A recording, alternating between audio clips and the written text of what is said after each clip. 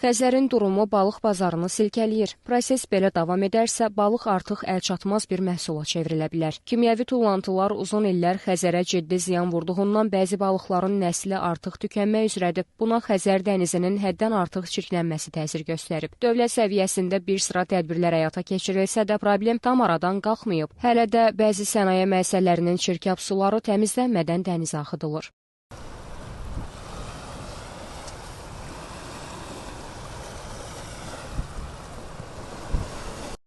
Ekoloqların Xəzər dənizinin çirklənməsi ilə bağlı xəbərdarlığı problemin dərinləşməsindən xəbər verir. Bildirilir ki, bu sahədə nəzarət gücləndirilməlidir. Xüsusilə hövsan təmizləyici qurğusunun modernləşdirilməsinə ehtiyac var. Əks təqdirdə Xəzər dənizinin çəkilməsi və çaylarda suyun azalması balıq ehtiyatlarının sürətlə tükənməsinə səbəb olacaq. Hazırda çəki və nərə cinsli balıqlar yox olmaq təhlükəsindədir. Bu balıqların nəsli artıq tükənmək üzrədir.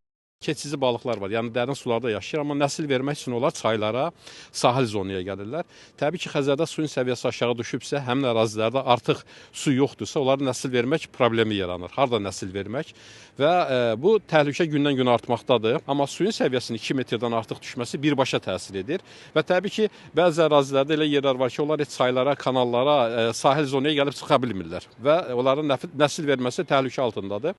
Son 5-10 ildə balıq ehtiyatları demək olar ki, yarı-bayarı azalıb. Kür çayında və digər çaylarda sululuğun azalması keçici və yarım keçici balıqlara təsir edib. Mütəxəssislərin fikrincə, hansı balıqlar ki, təbii kürü tökmək üçün kiçik və ya böyük miqrasiya edirlər, bundan sonra onların ehtiyatlarında ciddi azalma müşahidə ediləcək, çünki çayların suyu balıqların miqrasiya edə bilməsi üçün vacibdir. Xəzərin səviyyəsinin düşməsi onların çaylara keçməsində müəyyən çətinliklər yaradır. Artıq Xəzərdə qızıl və nərə cinsli balıqların miqrasiyası prosesi baş verib. Həmin balıqları Xəzər dənizində tapmaq çətinləşib. Hazırda bu balıqların təbii kürü tökməsi mövcud deyil.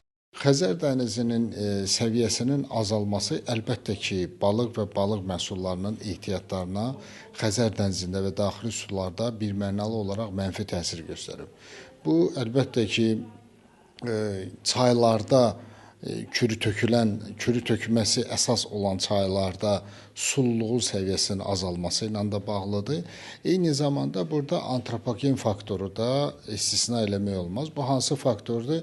Bu sahənin idarə olunması. Baxın, artıq Azərbaycanda zamanında 15 il bundan qabaq 12 balıq artırma zavodu fəaliyyət göstərdiyi təqdirdə bu günləri demək olar ki, balıq artırma fəaliyyəti, yəni balıqların körpələrin istehsalı, onların təbii su hövzələrinə buraxılması, ehtiyatların bərpa olunması məqsədi ilə demək olar ki, yox səviyyədədir. Xəzər dənizinin daxili su hövzələrində aparılan monitorinqlərdə ürəkaçan deyil. Nəticələr göstərir ki, çaylarda sululuğun azalması belə davam etsə, balıq məhsulları əlçatmaz bir məhsula çevriləcək. Xəzərin çox qiymətli və tək əhəmiyyətli balıqları, nərə balıqları, 6 növdən çox nərə balıqlarıdır. Sonra digər çəki kimlərin nümayəndələri, siyanə kimlərin və s.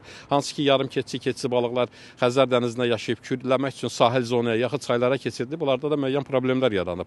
Yəni, nəsil vermək yoxdursa, təbii ki, hələ nəsil verəndən, normal halda nəsil verəndən sonra o kürdən çıxan balaların müəyyən yaşa qədər yaşa çatma həddində müəyyən çoxlu təhlükələr var idi.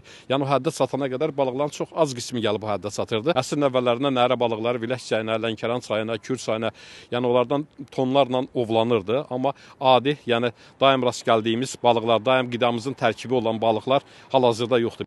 Mütəxəssislər bildirirlər ki, hazırda balıqçılıq sahəsində yeni strategiya üzərində işlər aparılır. Bu strategiyadan irəli gələrək balıqçılıq sahəsində artıma nail olmaq hədəflənir. Balıq ehtiyatlarının azalmasının qarşısının alınması üçün çay qollarının təmizlənməsi və qorunması da vacib amillərdəndir. Qeyd edilib ki, 2026-2035-ci illəri əhatə edən dövlət proqramı çərçivəsində Xəzərin flora və faunasının qorunmasına, suyun təmizliyinə xüsusi diqqət yetiriləcək.